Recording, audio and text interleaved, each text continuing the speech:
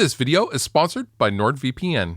Today on Riffs, Beards, and Gear, we talk about 6 of my favorite pedals that I wish they still made.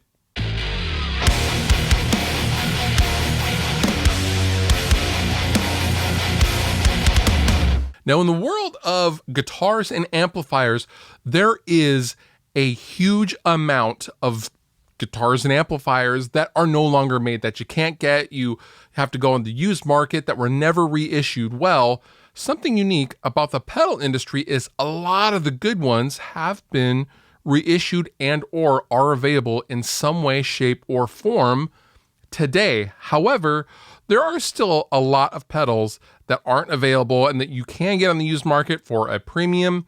But today we're going to talk about 6 of my favorite guitar pedals that I wish they still made.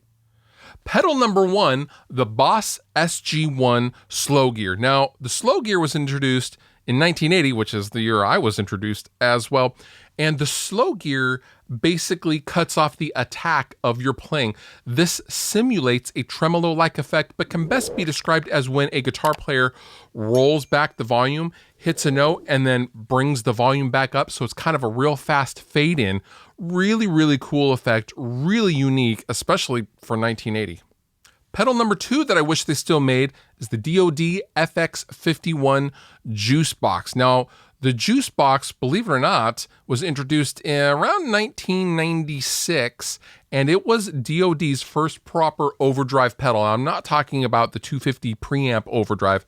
I'm talking about more of a tube screamer style pedal, the Juice Box. It was basically an overdrive pedal with an EQ section. It was really, really cool. I used to enjoy this pedal quite a bit when I used to go down to Don's Green River Music as a wee lass and play all of the DoD pedals. Really fun.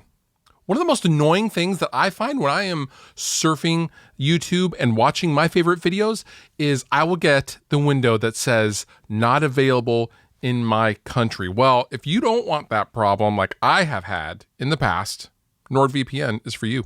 So VPN stands for Virtual Private Network, and this essentially lets you roam around the world and not be subject to data throttling, and you can watch movies like you would locally if you're traveling, which is especially handy for me since I tour. Now, one of my favorite things about having a VPN is if something isn't available, let's say on Netflix in the United States, I can just switch my VPN to the UK or to, Canada. I don't know if they have anything in Canada, but I can switch my location, my virtual location using my VPN, and I can watch stuff that's not normally available in the United States with NordVPN.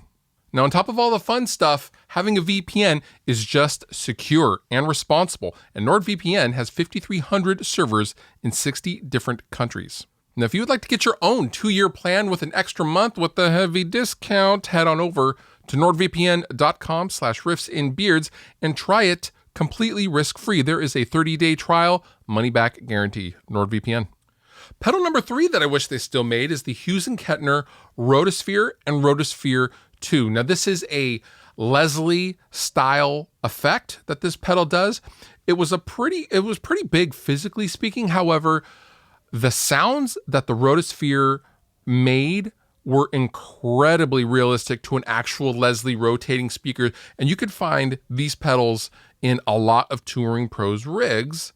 Most notably, I would say, Kim Thale from Soundgarden. He had one in his rig forever. And these are pretty rare. You can still find them on Reverb. But yeah, they're just really, really cool. They also had a preamp tube, a 12AX7 preamp tube in the housing. Very cool. Pedal number 4 that I wish this still made, the Ibanez Tube King. Now, the Tube King was a tube-powered, as the name would imply, overdrive pedal that was designed by B.K. Butler, who also did the very famous Eric Johnson-approved Tube Driver pedal. This was most famously used by Bill Kelleher in the early Mastodon days for many, many years. And there was a few different versions, but they all had a preamp tube in them. Very unique, very cool sounding, pretty rare these days. Pedal number 5 that I wish they still made, the Electro Harmonix Electric Mistress Flanger. Now, I am not talking about the deluxe here. I am not talking about all the various iterations that have come out over the years. I'm talking about the OG big old metal, stamped metal housing Electric Mistress. that was first introduced in 1976. This was one of the first pedals I ever owned, and I loved how that pedal sounded. Used by many, many people, including but not limited to David Gilmour, Billy Corgan, The Edge. Just a whole bunch of sounds can be had out of the original Electric Mistress. Yeah, maybe I should buy an old one. And lastly, pedal number 6 that I wish they still made, the Boss PH1 Phaser. I'm talking about the Silver Screw 2-knob, the original Phaser Boy from Boss that was first introduced in 1977. I actually had one of these. This was the very first pedal I ever owned. You can find these on Reverb. They're a couple $100, probably a little bit more now. I haven't looked in quite a while. However, this Phaser started my love affair with phase pedals.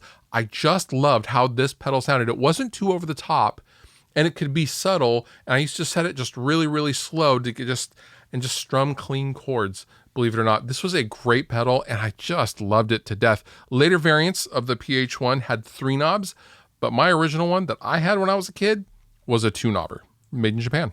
And that does it for 6 pedals I wish they still made. Do you have a pedal that you wish was still made? Leave it down below in the comments. Maybe we'll do a sequel to this guy. And with that, you've been wonderful. I've been Fluff. Thank you so much for watching, and I'll see you next time.